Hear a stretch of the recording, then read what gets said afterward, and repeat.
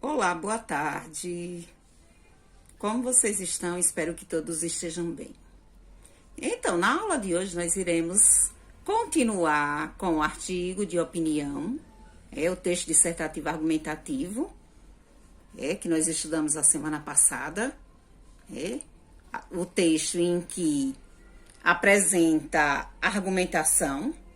Então, o argumento é a razão apresentada para defender uma tese com o objetivo de convencer alguém a reconhecer a validade de determinado ponto de vista. Então, o texto dissertativo argumentativo, ele usa, no desenvolvimento, nós iremos usar do argumento, argumentar.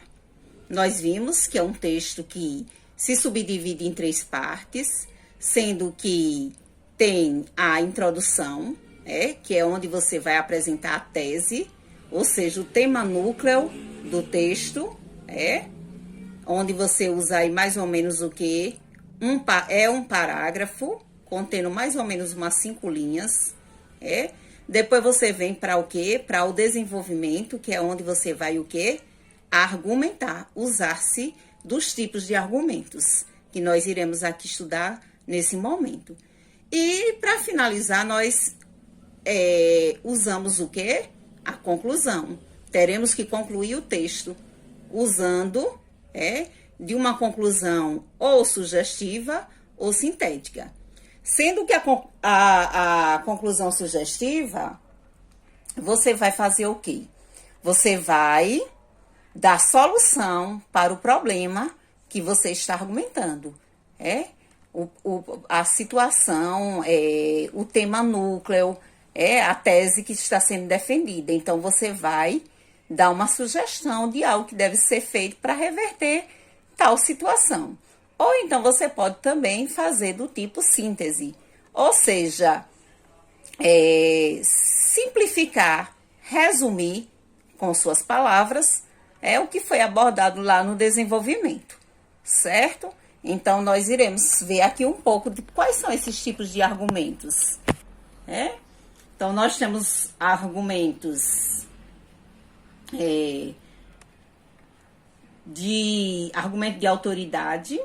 Quando é que a gente usa o que é esse tipo de argumento de autoridade? Ajuda a sustentar a sua posição, lançando mão da voz de um especialista, uma pessoa respeitável, líder, pode ser artista, político, especialista em determinado assunto, E aí você vai usar a citação direta ou indireta. Então, a citação direta é quando você usa o quê?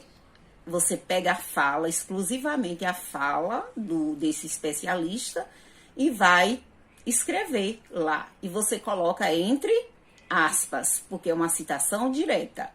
E se você for usar com suas palavras, o que aquele especialista falou, você vai dizer o quê? Segundo o especialista tal, e aí você vai escrever com suas palavras, com seu entendimento, o que foi que ele abordou. Mas aí você terá que dizer segundo, ou de acordo com o especialista tal, você tem que fazer essa inferência. Viu? E também nós temos o argumento de exemplificação, relata um fato ocorrido com ele ou com alguém, citar exemplos de outros casos que já aconteceu com outras pessoas, você pode trazer para seu texto, citar exemplos, mas de coisas que você sabe realmente que são verídicos, que são situações verdadeiras. Argumentos de provas, comprova seu argumento com informações incontestáveis, dados estatísticos, fatos históricos, acontecimentos notórios. Então, aí você vai provar de acordo com dados do IBGE, com dados em que você vai usar de um percentual, que vai. Mas a gente, para usar um tipo de argumento desse, é preciso que nós tenhamos embasamento, que você saiba de onde foi a fonte, você tenha segurança para citar. Quando a gente não tem, é melhor não usar esse argumento. Então, aí ele tem que ser muito preciso, porque você está dando uma informação que ela é existente, que é através da ciência, que é através do IBGE, de dados do último censo, Então, você tem que ter segurança no que você está falando. Então, tem que ser uma coisa verdadeira. Argumento de princípio ou crença pessoal refere-se a valores éticos, morais, que você supostamente irrefutáveis. São situações que nós aprendemos e que é isso, de acordo com o que é, né, vamos dizer assim, as leis, com os valores, é isso. Para a sociedade é vista como certa ou como errada. Aí você pode também se basear nisso, que são os argumentos de crença pessoal. Argumento de causa e consequência, você afirma um fato que ocorreu em decorrência do outro. Então, você vai citar a causa daquilo, por exemplo, que levou, por exemplo, as adolescentes engravidarem nesse momento de pandemia, né? Então, foi a falta de quê, né? De algo para fazer e que, né? Terminaram que muitas engravidando. Então, você vai citar causas e consequências, E temos também, por comprovação, eu já falei, raciocínio lógico, relação de causa e consequência, também já falei. Comparação, comparação que nós podemos também comparar, como era o comportamento antes e como está sendo agora, onde você vai usar aí de conjunções comparativas, ou que você também pode, dentro do mesmo assunto, entre situações semelhantes, reforçar ou opostas, evidenciar o contraste, que você também pode usar as adversativas.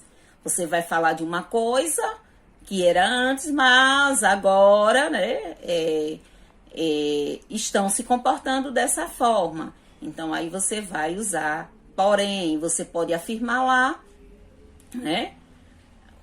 Hoje vivemos em uma era mais informatizada, mas ainda percebemos que existe muitas jovens, né, engravidando, ou seja, né, na adolescência, idade precoce, Então, aí você quer dizer que são ideias opostas, quer dizer que a gente vive numa era mais informatizada, mas que muitos jovens ainda caem nesse deslize ainda de não se precaver, porque, né, o namoro como é hoje, que muitas vezes não se, vamos dizer assim, tomam as precauções cabíveis, necessárias, e que terminam engravidando, e aí vão abandonam os estudos, como nós vamos estudar no texto, vamos ver falar um pouco sobre a gravidez na adolescência, que é um fato que está bem acentuado nesse momento de pandemia. Muitas adolescentes, às vezes, até estão abandonando os estudos por conta disso. E a contra-argumentação prevê argumentos contrários à tese do texto para refutá-los e desmontá-los em favor do ponto de vista do texto. Então, a contra-argumentação é o quê? Nós temos que assumir um posicionamento, ou a favor ou contra. Então, quando você é a favor daquela ideia, você vai apresentar coisas que comprovem que o que você está falando, né, é coerente, ou que aqueles especialistas estão falando, você concorda. E contra-argumentação é quando, de repente, nós vamos assumir um posicionamento de contrário, que você não vai ser a favor. Por exemplo, do aborto. Quem é a favor? Quem é contra? Aí tem gente que vai dizer que é contra. Então, você vai contra-argumentar, sobre a maioridade penal, por exemplo, 16 anos, você já poder responder pelos seus atos. Tem gente que acha que o adolescente com 16 anos não tem ainda maturidade, não tem responsabilidade para ele assumir pelos seus atos. Então, tem gente que é a favor e tem gente que é contra. Então, quando você quando você é contra, você vai contra-argumentar, certo? Então, hoje, na aula de hoje, nós iremos trabalhar aí sobre os tipos de argumentos. Então, autoridade, evidência, comparação, exemplificação, e causa e consequência, princípio também, que é a justificativa, é uma crença pessoal baseada de uma constatação aceita como verdadeira, e de validade universal. Então, como eu falei, a questão dos valores, argumentos de princípio ou crença pessoal, que é quando é aquilo que nós aprendemos de acordo com o que a sociedade ensina, o que é certo, o que é errado, as leis também, ou as crenças, nossas crenças. E aí nós vamos dar o nosso parecer pessoal. E aí vocês também perceberam que se usa tanto a linguagem subjetiva ou a linguagem objetiva. Então, o texto dissertativo argumentativo, ele é mais na terceira pessoa do plural, que é o que a gente chama da redação. Então, nesse segundo momento, nós iremos entender um pouco sobre o uso dos porquês, essa parte da ortografia. Então, emprego dos porquês. Primeiro, nós iremos ver o porquê separado e sem acento. Geralmente, ele é usado em frases interrogativas, no início de frases interrogativas, diretas ou indiretas. E ele pode ser substituído pelo qual, pela qual, pelos quais, pelas quais, Então, nesse caso aí, trata-se de quê? De uma preposição, e um pronome relativo. Então, nesse caso, nós usamos no início de frase o porquê separado e sem acento. Como, por exemplo, por que você não fez a lição? Então, pelo qual motivo você não fez a lição? É interrogativa direta. Não sei por que não fez a lição. Então, interrogativa indireta. Temos também o porquê separado e com acento, que esse geralmente vem no final de frases, frases interrogativas.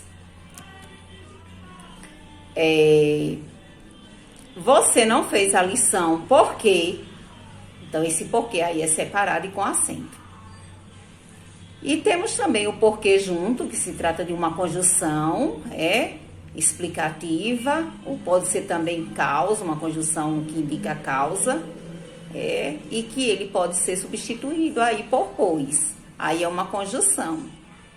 Nesse caso, ele é junto e sem acento. Não reclames, porque é pior.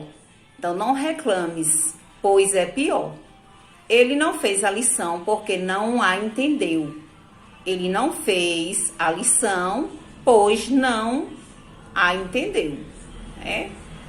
Então, você troca aí, substituir por pois. E temos também o porquê junto e com acento, que nesse caso é um substantivo, e ele sempre vai vir, ou seja, acompanhado de um artigo. Aí, nesse caso, se trata de um substantivo que pode ser substituído por motivo ou razão. Esse porquê aí, no caso, ele vai ser junto e acentuado. Então, não sei o porquê desta bagunça. Aí, o artigo o antes, então aí ele se trata de um substantivo, por isso ele deve ser acentuado.